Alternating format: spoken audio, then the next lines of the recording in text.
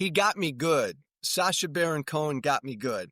And by the way, when Sacha Baron Cohen gets you good, all you can do is say, fuck it, he got me. Yeah.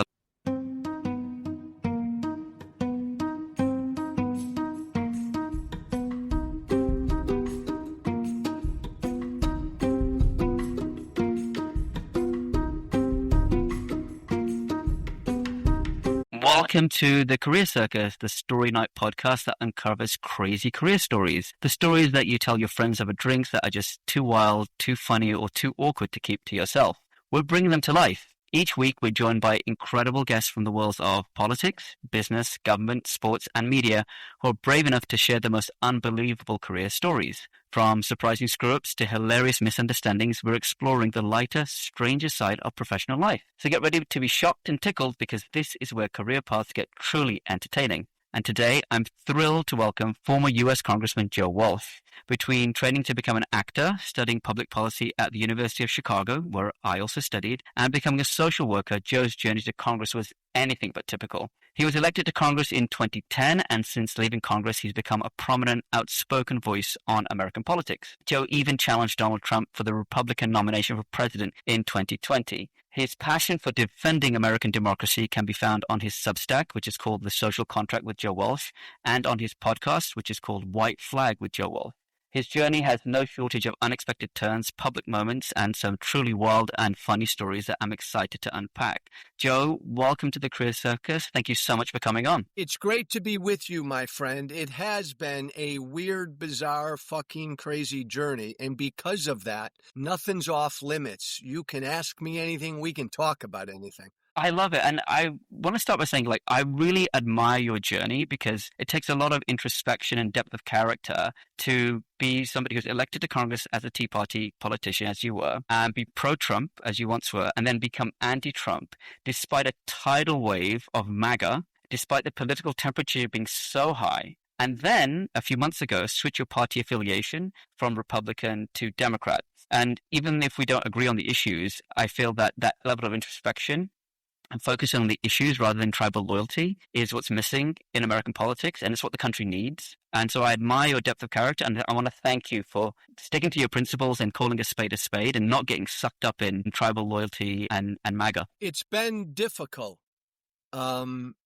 I couldn't have done anything else. Like, I went from the Tea Party to the Democratic Party in 14 years. Now, at one level, that's like crazy. And it's been really hard. I make light of it sometimes, but it's been really, really hard. But I couldn't imagine not doing what I did because I do what I believe is the right thing to do. I was a jerk. I was a political asshole. People like me helped to get Trump elected that first time. I've got to go to my grave with that. But I woke up to that, and I've spent the last 6-7 years trying to do whatever I can against it, but it hasn't been easy. Okay, imagine what along that journey has surprised you, both within yourself or from the people around you or systems or in Congress, out of Congress. What did you not see coming that you had to react to? When I stood up 7 years ago and publicly said, I'm against Donald Trump, I was a Republican then. I was a right-wing radio talk show host syndicated around the country. I was on Fox News every day, and I stood up and I said, no fucking more. I can't support him. I turned around and thought there'd be some Republicans following me. There were none. That surprised me. I thought there'd be some. That surprised me and disappointed me. I think the other thing that surprised me, I knew as a Republican coming out against Trump, I was going to get beat up and I was going to lose my livelihood. I was going to lose most of my supporters, but I lost almost all my friends. I lost close friends. I lost longtime supporters. To this day, that still surprises me a little bit. The one common thread I hear on the left and right, because of my weird journey from MAGA right to now a Democrat, my audience spans that journey. So I've got everybody politically who follow me. And one common thread is, oh my God, Americans don't know about our history. We don't teach civics anymore.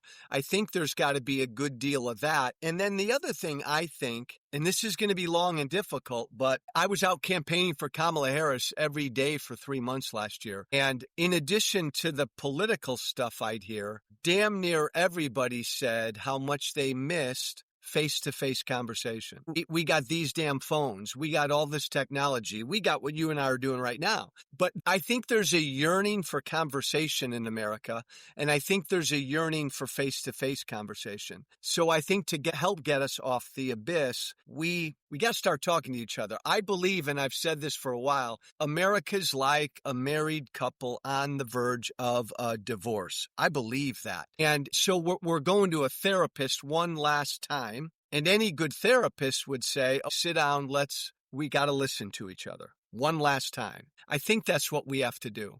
Now, since you mentioned you were on the trail with Kamala Harris last year, there must have been some crazy, unusual, weird stories that you encountered, weird moments you encountered. Well, first of all, yeah, how weird that former Tea Party Joe Walsh is out there campaigning his ass off for Kamala Harris. I grew to really respect her. I got to know her husband really well. They're good people. I don't blame her for what happened. I blame Biden and some other things.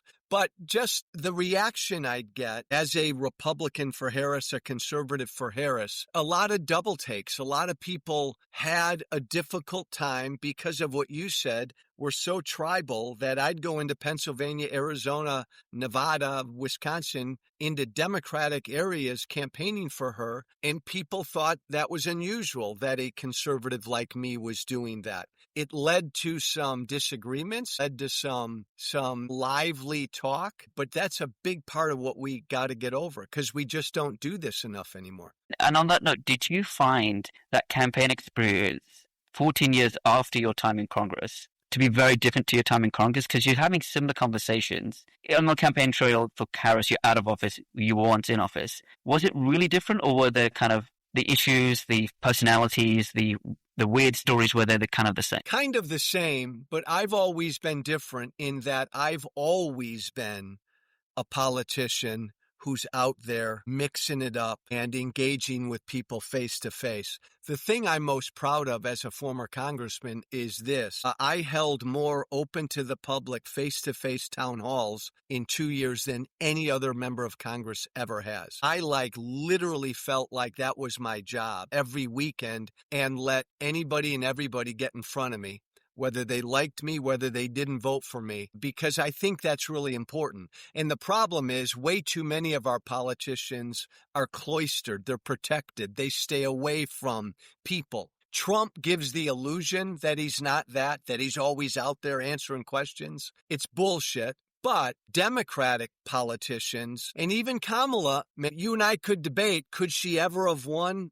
I don't know, but the minute she became the nominee, she should have said, fuck it, and she should have gone out there every day, not these big old rallies, but engaging with real people. She should have gone on your podcast, Joe Rogan, Tucker Carlson. She should have gone everywhere, but they protected her. And I think Democrats are learning from that. I've never been that kind of politician. Democrats got to stop that, because American voters want to see authenticity. And again, that's part of what Mamdani did was wonderful. I disagree with him on a lot of issues, I suppose, but I wholeheartedly embrace and support him. And what he did was he got out there and he engaged with people. He wasn't in some fucking ivory tower. He was out there campaigning with people, and he was anti-establishment, which is really, really important.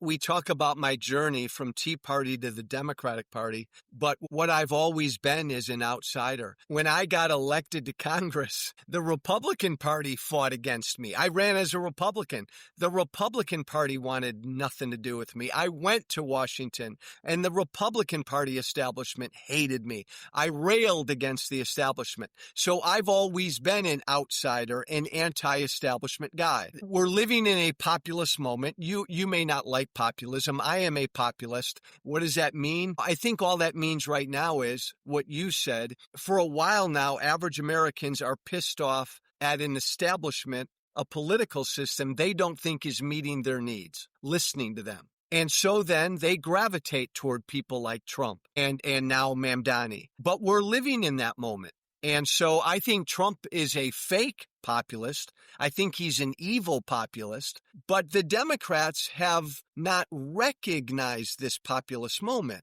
the anger. Mamdani has. Right. And that's why I think Kamala lost, because he was just, I'm against Trump. But like, buddy, what are you for? And this is probably not an original take, but when she came on The View, I think it was last August, I wouldn't change anything from Joe. It's like, when you buy a new apartment or a house, you go in and say, you know what, I'm going to keep the same rug. No one in human history has ever done that. It's complete lunacy. And again, I really grew to respect her, but I agree with you. She did not understand this moment. The only chance she had to win once Biden stepped down was to say, fuck it, I love you, Joe, but damn it, people are pissed. Eggs are too expensive. We've got to be better on the border. And she should have been an anti-establishment candidate. It's just not who she was. Now, switching gears a little bit, I first learned about you watching Sacha Baron Cohen. Well, actually, you can tell the story because it involves you. Essentially, he pranked you into endorsing a program that arms toddlers with guns to keep their classroom safe.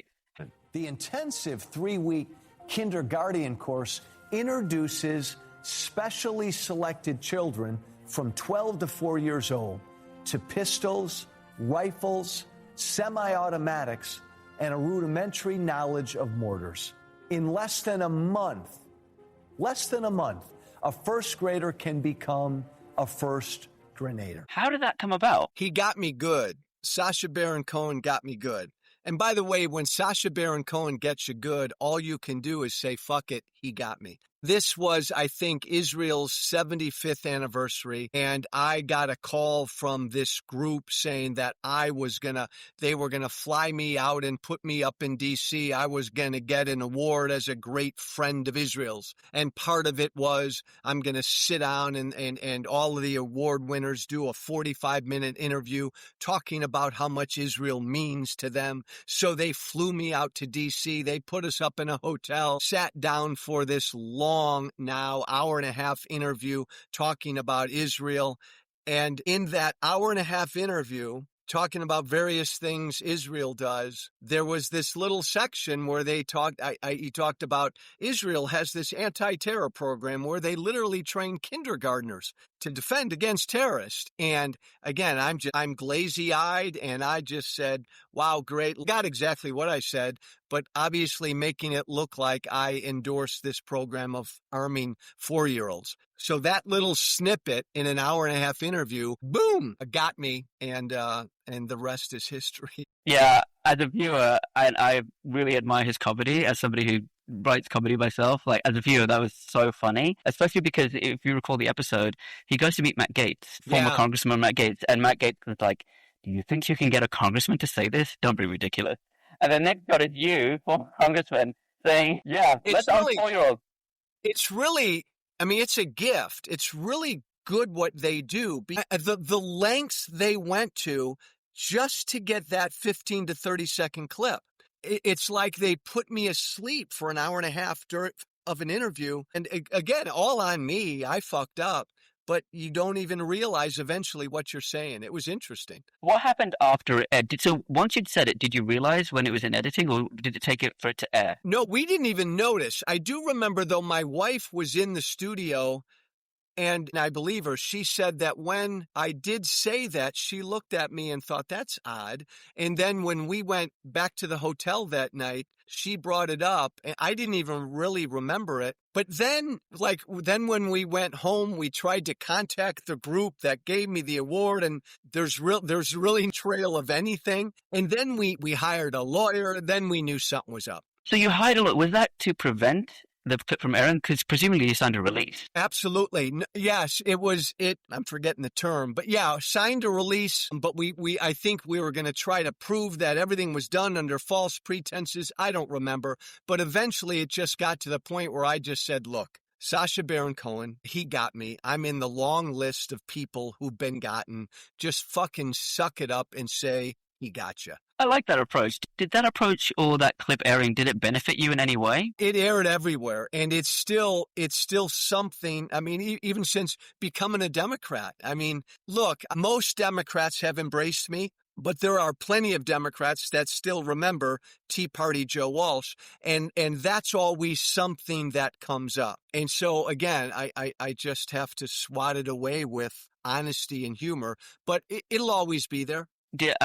And is that the wildest story from your career? No, there are a lot like that. And generally, look, because I've always been a public person and I've always been a very outspoken public person, the old Joe Walsh and this Joe Walsh, you've always got to be on the lookout for people who are trying to do that to you. Constantly. That's a constant battle. And I'll bet in the 14 to 15 years of me, in the bazillion hours of public tape and video, there are probably 2 or 3 or 4 times where I really fucked up and stepped in it. That was one of the biggest. Can you share another one? Because I'm not necessarily trying to say, oh, Joe, you screwed up. That's not the intent. Often bad experiences make for great stories, and that's what I'm trying to uncover. To me, being pranked by Sacha Baron Cohen seems pretty up there. But you're saying there's things that exceed that, so I'd love to learn more. Well, another one that jumps to mind was when I ran for re-election in 2012 to my congressional seat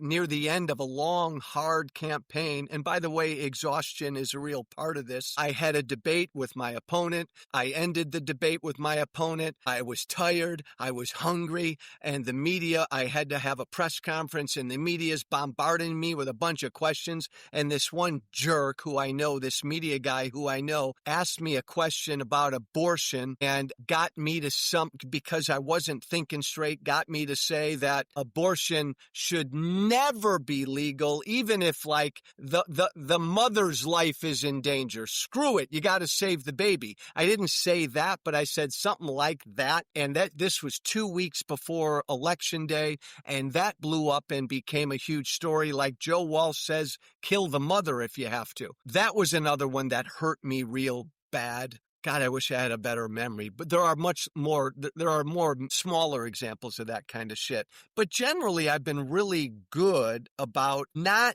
being afraid to say what I believe.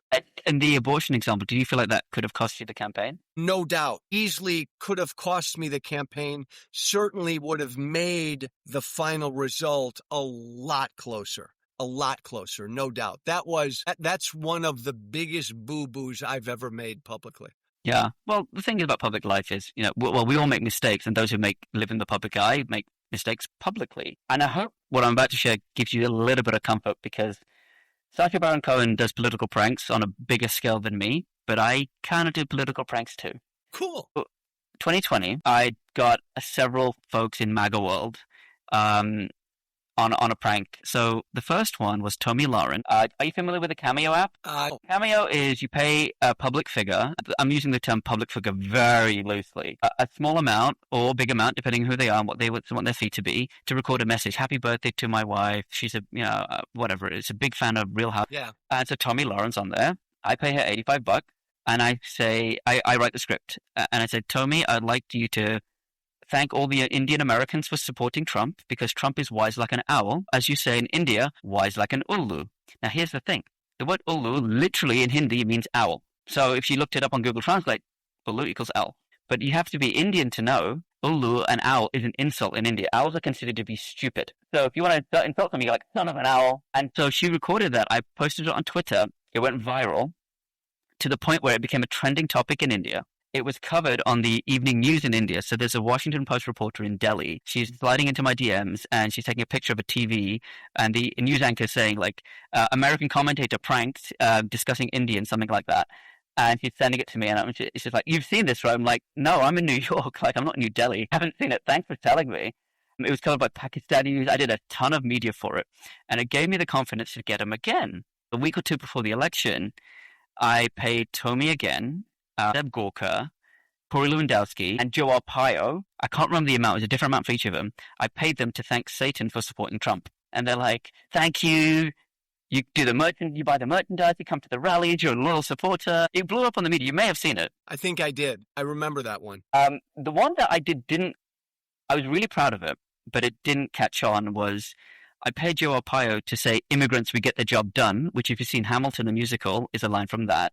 And for those who don't know, Joe Arpaio is probably the least pro-immigration person in the country. I was really proud to get him, but that one didn't blow up. So it just goes, you just don't know what's going to go viral. It's an art, what you do. Thank you. It is. It's impressive to watch. And as a public figure, as a politician, you can either be really careful and aware that there are people out there like you trying to do what you do, or you can just say, fuck it, I'm generally going to say what I believe, even if I step in it sometimes. I generally prefer to always be that. Yeah, own your mistakes, essentially. Yeah. And look, I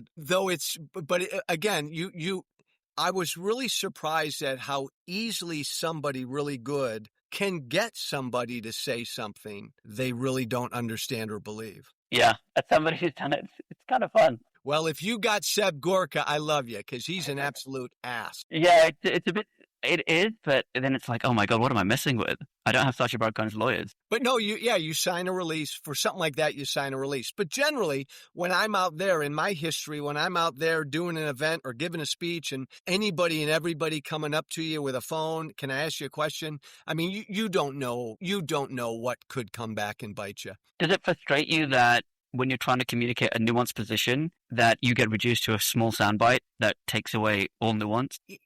Yeah, but that's always been the turf, and you understand as a public figure, a politician, that is the turf. And even though I've got a master's degree from the University of Chicago, I generally have always spoken like a fucking common man, and so I try to keep things really simple and straight. Yeah. Well, we both went to the University of Chicago. I have one or two funny stories from my time there. Do you? No, God, no. You probably have more than I do because I was married with 2 kids. Wow. I was commuting. It was graduate school. So I really didn't have a lot of fun down there. Okay, so I Did didn't you go as an undergrad? No, postgrad. I went to both. That's right. Yeah, I describe getting an MBA from the University of Chicago as a very expensive way to make friends. True. Great degree, though. Great place, right? Yeah, it was a great time. And after completing my degree, about 6 months later, I naturalized and became an American citizen. Cool. You probably know this because you're a former congressman, but when you become an American citizen, you have to do a quiz on certain aspects of American life. For me, it was really funny. It was only one question. I was expecting questions on how many states are there, which ocean flanks the eastern seaboard. That's what I prepared for. The person just asked me one question. Do you have 6-figure grad school debt? And I was like, yes. So they go, you're American. Come on in. That's all it takes. That's a riot. Yeah. And this was during the first Trump presidency. So, had the oath and Trump comes on the video and it's the whole. Again, that America, I adore America. And it was kind of weird, but cool and necessary to be in London last week, to be away out of this country on July 4th. I would not have been, I was not in a celebratory mood. I fucking love this country. I despise what that man and my former party are doing to it. So it was cool to be in London.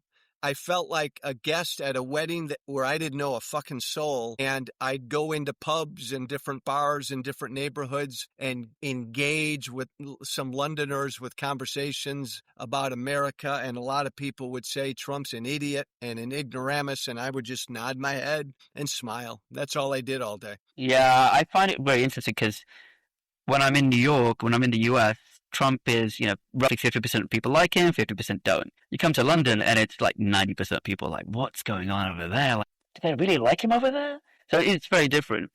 How did you like London? Did you feel that being in London helped you evaluate the state that America's in? Yeah, this has been a rough 6 months. And look, again, I often have fun with where I'm at politically, but it's really difficult. I'm not of the right and I'm not of the left. And I'm kind of in this middle place and it's hard to find your place. I became a Democrat a month ago, but the whole party hasn't embraced me and maybe they never will. So I'm in this weird place and I'm not your age. I'm an old fart. And I'm wondering, God, should I keep doing this? Should I I keep fighting politically? Will I ever run for office again? So to go to London, to get out of this country for a week and just sort of relax and think, and I walked everywhere. Very great walking city. Yeah. I didn't want to do any tours. I just wanted to see shit on my own. So I spent a lot of time just walking, reflecting, and thinking. And through those thoughts, did you come up with what's next for Joe Walsh? Well, what's next is I don't want to stop fighting politically.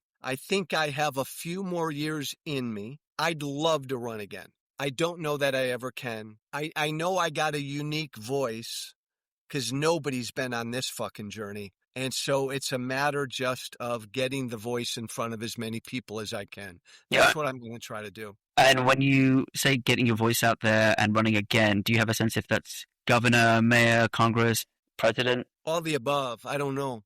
I really don't know. I'm from outside of Chicago. That was my congressional district. My wife and I have lived in D.C. for the last few years. I've got to find a place to live. I can't handle cold weather anymore. By the way, the weather in London was beautiful. Yeah. My God, I didn't think it was like that. So I want to find somewhere warm. I want to find like a purple state, not too red, not too blue, where somebody like me maybe could run again. I've got a pitch for you. Since you love London, Talk to me. Run for office here. Because your story is so unique. And now you might have to live for a few years to establish residency, but I can see it working. That's really interesting. I'm not going to give you his name, but I had lunch with a political strategist in London who said the same fucking thing. Come here. How long does it take to get residency? I don't know because I'm a natural born British citizen, so I've never had to go through that process. But I believe that the difference between here and the US is in the US, you get a green card for 5 years. So you have to work your way up to a green card, 5 years green card, then you naturalize. Here, I think you work your way up to the residency. 1 year after permanent residency, I think you become a citizen, but I'm not sure. I know an immigration lawyer in London, if that helps. We'll see. Yeah, but the beauty and majesty of London, I would argue, offsets it. And here's the other nice thing, and I hope this doesn't touch on it, but you know the nice thing about London? No guns. I'd have a hard time with that. So this is fascinating to me because, and this goes back to what we started with. Yeah. As I said, I really admire your journey, the depth of character you've shown, especially because it comes with risk. In a country that's armed and the political temperature is so high and the access to guns is so easy. And so for you to take the positions you've taken, it's risky for you personally. And God, yeah. And so that makes you taking this position even more admirable. But the nice thing about here is the cops don't have guns. No one's coming for you. So the fact that you then say you're uncomfortable with that, I'm like, help me understand that. It's so fascinating, my friend. I love this conversation because this is what's so interesting about America. Like, if I walked into a restaurant or a Starbucks or anywhere and I saw armed civilians, I wouldn't bat an eye or I'd feel more secure. But half of America, they walk into a Starbucks where there are armed folks in that Starbucks, they'd be absolutely scared to death. It's making no judgment. There's a real divide. Look, I believe in freedom. I believe in the First Amendment, the Second Amendment, whatever. I believe that's what makes America so cool. That's what I've always been politically. So the fact that there's fewer to no guns in the UK is a negative. I could not live in a country where I did not have the right to bear arms. Yes. Wow. Okay. Wait, does that mean nobody, does it take a long time or nobody can ever get a license to have a gun? I believe it just takes a long time. There's a lot of regulation, but you do find chooting clubs. It does exist. Yeah. Well, that's Joe, really we'll have to leave it there. Just one thing before we wrap is where can folks who are trying to find out about your views on defending American democracy, we talk about the podcast, talk about your Substack, where else can folks follow your work? And by the way, before I do that, thank you for this. You're very good at what you do. Oh, thank you. I've done a gazillion conversations and interviews. You are a very good conversationalist and an interviewer. I've really liked this. Thank you. Walsh Freedom on every social media platform, and the podcast and the Substack is The Social Contract with Joe Walsh. Excellent. Thank you, Joe. Real pleasure. Let's do it again sometime. You got it. Thanks. Cheers. Thanks for listening to The Career Circus. On our next show, we'll dive into the world of the Yakuza in conversation with Jake Adelstein, an American journalist and author in Japan whose work inspired the hit HBO Max show Tokyo Vice. But for now, goodbye.